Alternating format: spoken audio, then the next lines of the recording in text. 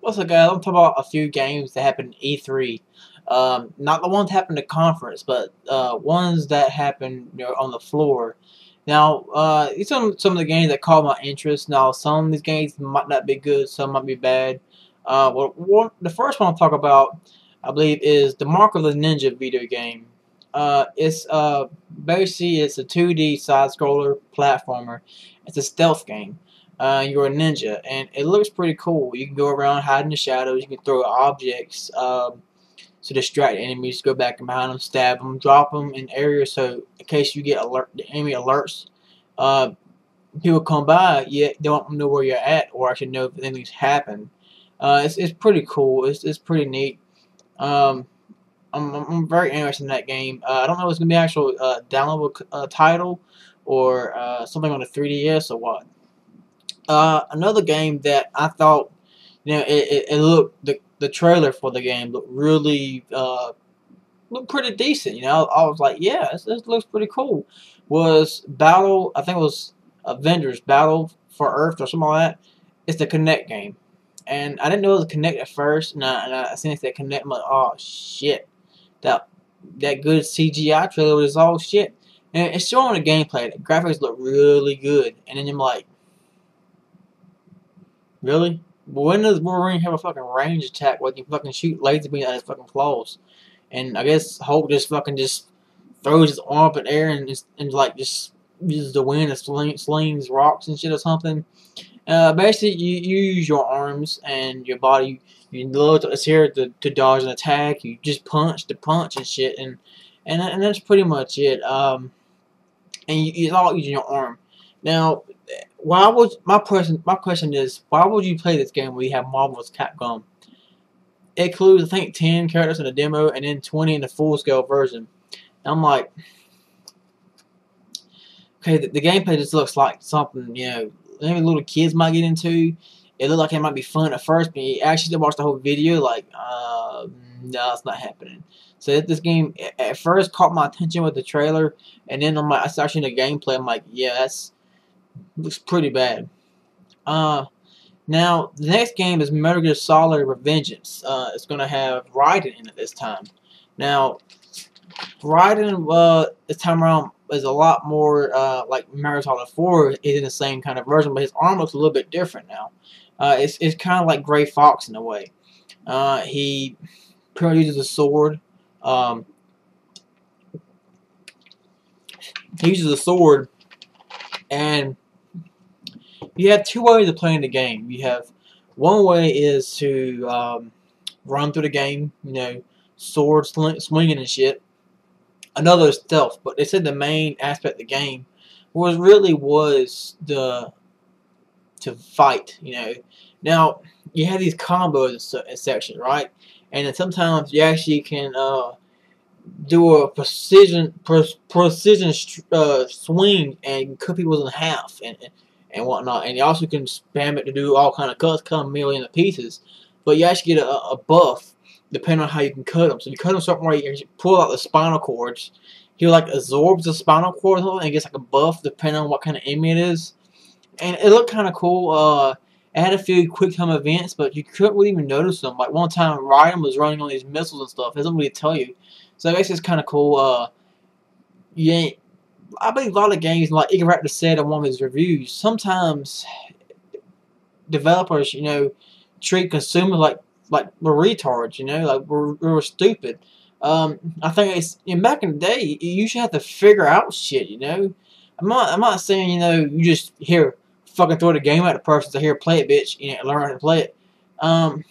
But they actually, like Batman Arkham City, you used to always in other games and always tell you every single thing what to do. And years ago, you just had to find out how to do it yourself, But it looks pretty good, but it's something about it I just don't quite I can't give it a feel for it, but something just doesn't feel right. I don't know what it is.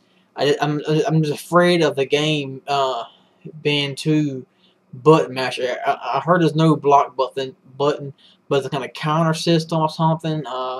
I'm not saying how it works out. It's more like you're on the move. Like, for example, instead of you're not defensive really, you're more aggressive.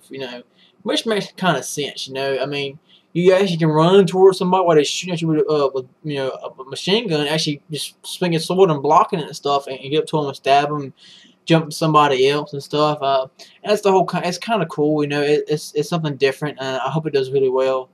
Now, the next game that really caught my attention it wasn't really the game itself. It was an article I read about it on the internet from another website.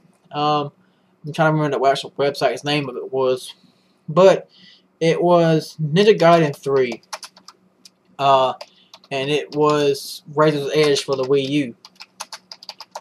Now, what caught my edge was, in this review, the guy said it actually feels like the true sequel to Ninja Gaiden 2. And that's actually what really impressed me. Now, I said a lot of people actually, the attendees, just walked past it, didn't even bother with it. And according to this one guy's review, and when they actually played on the demo, they actually changed a lot of stuff.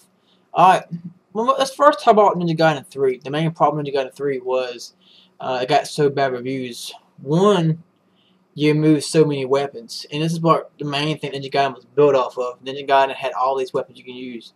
So if you get tired using one weapon, you can always switch. That was really cool. Two, you had all these ninpos. This with special attacks help you out a little bit. And instead, in 3, they removed that and had this cool looking dragon that comes in and spawns around the entire field, eat up all the enemies. It was cool, but after you didn't see like the fucking 15th time, it just got old. You had to do the shit over and over and over.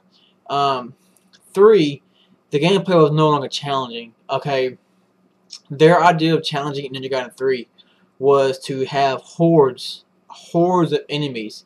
Okay, I was playing hard mode on it, and the first stage, it took me 15 minutes just to beat the first horde. I didn't even get hit. It was the easiest enemies in the game. I'm fuck it, I'm not gonna use any Ninpo. I'm just gonna beat the ass regularly, and it was 15 minutes. I'm like, damn, they still spawning.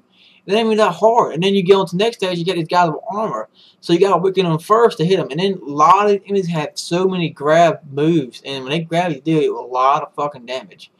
Now, the story mode, and all Ninja Gaiden games have never been that great. It's really should be more about character development. The problem is, Ryu is a ninja, but ninjas don't really show a whole lot of emotion. They tried Ninja Gaiden 3, and I give them props for trying, but they failed. So I don't know. Can you give somebody props for failing at something? I guess he said they tried at least, but the Ninja Gaiden 3, they removed a lot of weapons, removed a lot of ninpo. 3, well, the gameplay was toned down. Okay, Ninja Gaiden 2 and 1, you had to actually kind of aim at the character with the weapon. Okay, take this for example. Alright. Now, let's say you're Ryu, of course, right? Okay, and Ninja Gaiden 2, you actually had to hit the arrow button, the button directly towards the image to how to hit them and stuff, right? Okay, well, in Ninja Gaiden 3, you actually just stand still and press, the attack button. Ryu automatically home to the nearest enemy and start swinging at them. Now, this is kind of weird. So you can actually just sit here on the first couple waves on normal mode and just beat the enemy to having squared. It was in Ninja Gaiden 2 and 1 actually required some kind of skill. You had to use strong attacks also. You had to counter and parry. Counter and parry is almost non-existent in this game. I mean, I honestly felt there was no point in counter and parry because, it was just, it wasn't really worth the trouble, and there wasn't anything special about it. Okay, they also moved dismemberment that was featured in the Ninja Gaiden 2. They also got rid of a lot of obliteration techniques and put in still the bone. Not like the still the bone. The problem with it was overused. Now these here are from the collector's edition for Ninja Gaiden 3. I bought for the PS3. They look pretty cool. At the same time, I kind of regret spending $100 fucking on this shit. And Ninja Gaiden 3, when it first came out, I mean, it had a whole lot of shit problems. One, the codes for the demo didn't work for Dead or Alive 5. And I pre-ordered $100, so I was supposed to play as Homie, Ayane, Hayate, and Ryu Hayabusa for the fighting game, and it wouldn't even work. Then the online pass didn't come with a lot of the games, so it had a rough start. And so I think a lot of people are actually judging the game just because of the rough start. But a lot of people actually reviewed the game from Ninja Gaiden 3, didn't even talk about the online play because they couldn't even fucking play it. And Ninja Gaiden 3 just did horrible, and it wasn't as bad as everybody said it was, but it was still pretty bad. pretty much alienated a whole bunch of fans.